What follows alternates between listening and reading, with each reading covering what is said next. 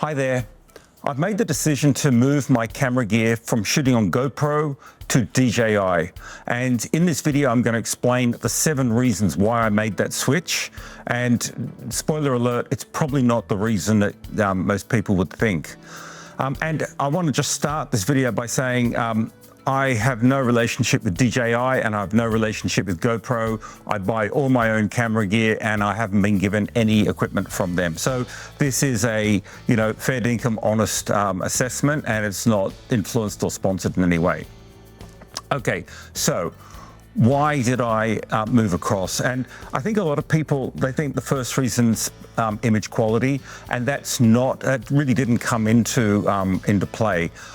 To be honest, I actually think both the GoPro and the DJI Action 5 have got excellent image quality. And I've looked at comparison videos and it's almost like sort of pixel peeping or splitting hairs. So I did not move for the reasons of image quality. So why did I move?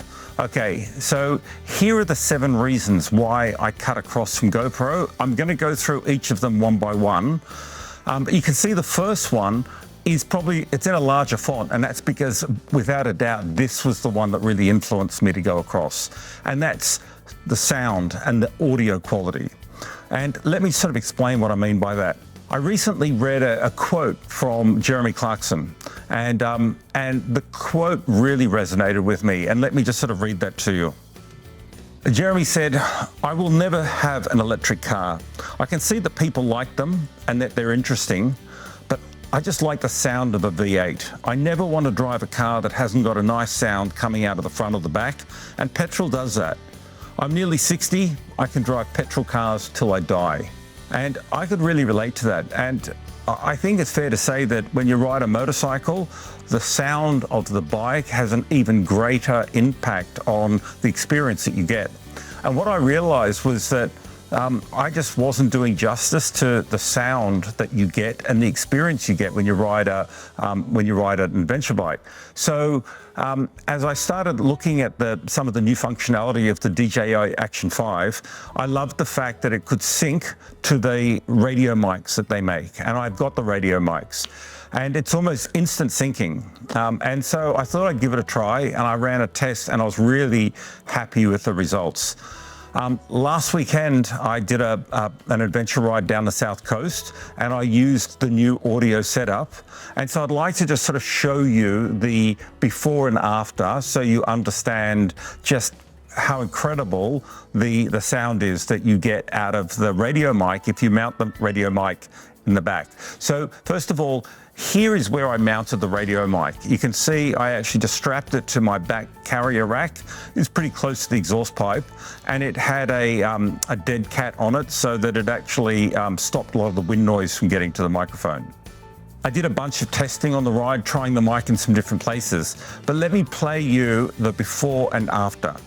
So here is the internal microphone of the DJI, which is pretty similar to the GoPro. And now here is the sound through the DJI wireless mic.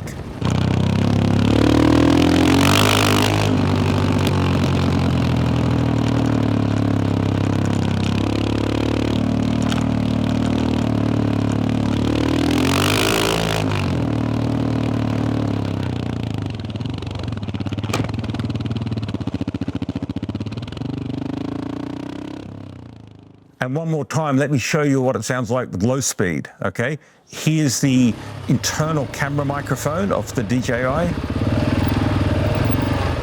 And now here is the wireless mic.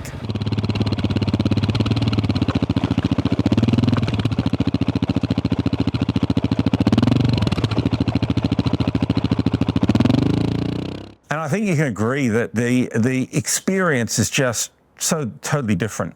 And let me just sort of show you what it looks like if you kind of, put it through some nice post-production and add a bit of music to it. You kind of see the type of experience that I'm really aiming for now.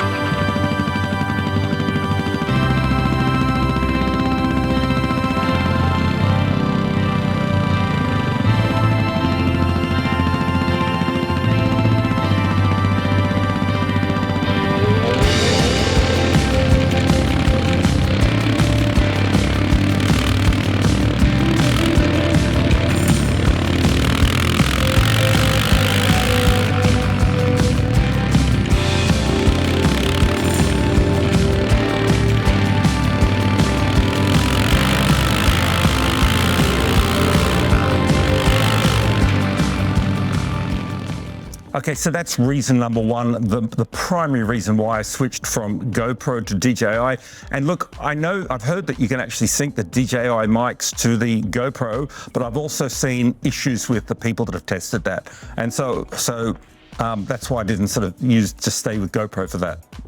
Reason number two, and this has been a pet peeve of mine with GoPro, DJI give you exposure information and really good exposure controls.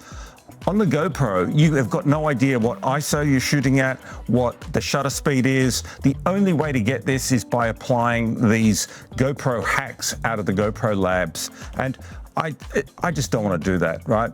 I don't know why they don't just make that an advanced setting that you can display on the camera, but it just pisses me off that you can't see. And for me, when I'm trying to control the shutter speed and try to get, cinematic motion blur without losing stabilization, shutter speed and ISO are really important to display. The DJI does that natively, and so that was reason number two. Reason number three is just to match colors. So here is the equipment that I use when I'm shooting. And I don't take all of this gear out all the time, but you can see I've got 3 drones here. I'm now normally riding with the DJI Air 3 and the Skydio, but sometimes I'll also take the DJI Avata FPV drone. And then I have my pocket camera is now the DJI Osmo Pocket 3, which I love. That just sits in my pocket, and I can just bring that out whenever I'm snapping on the trail.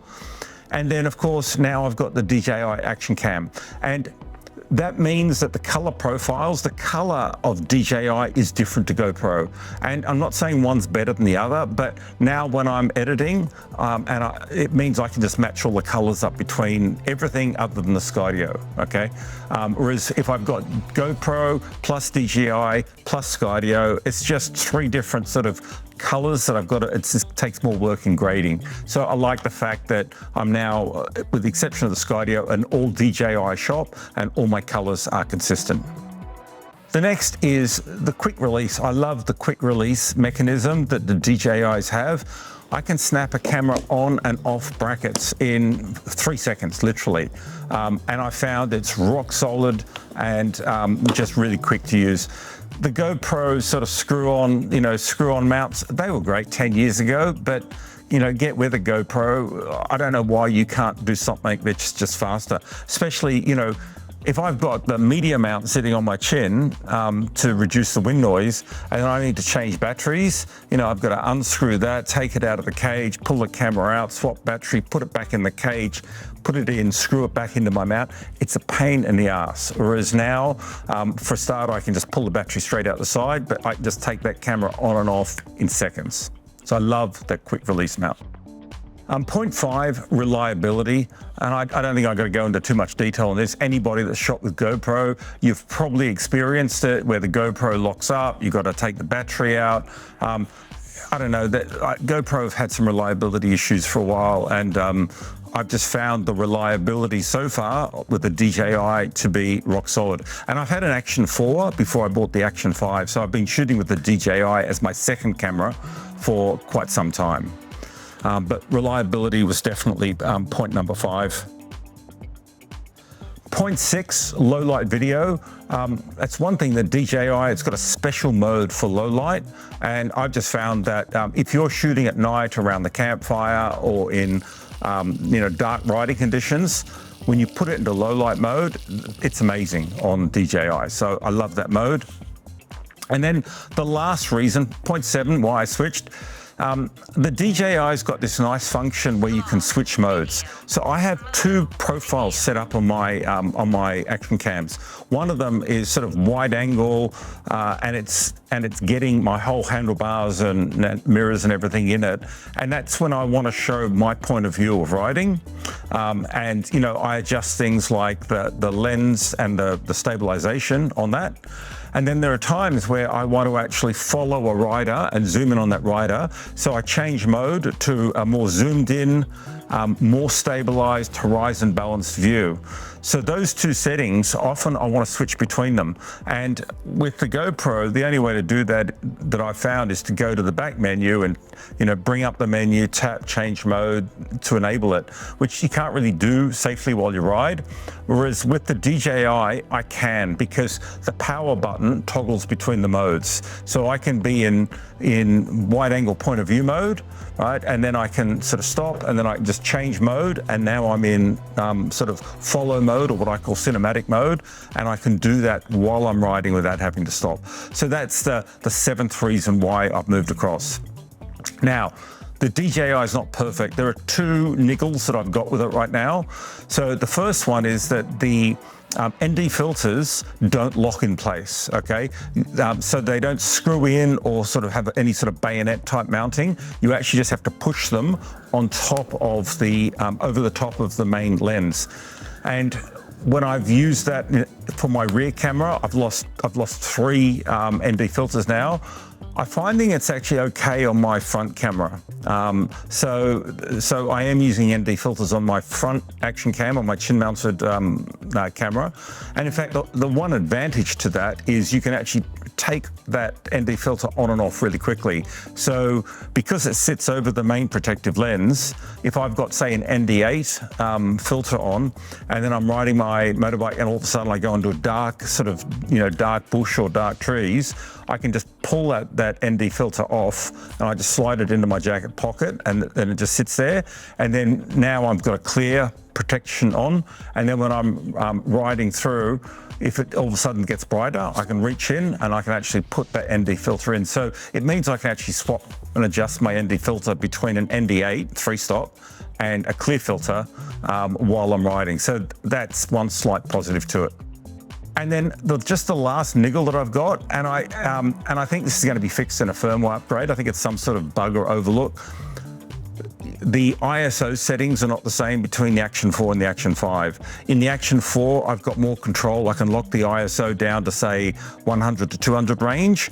Right now on the Action 5, I have to lock it between 100 to 800.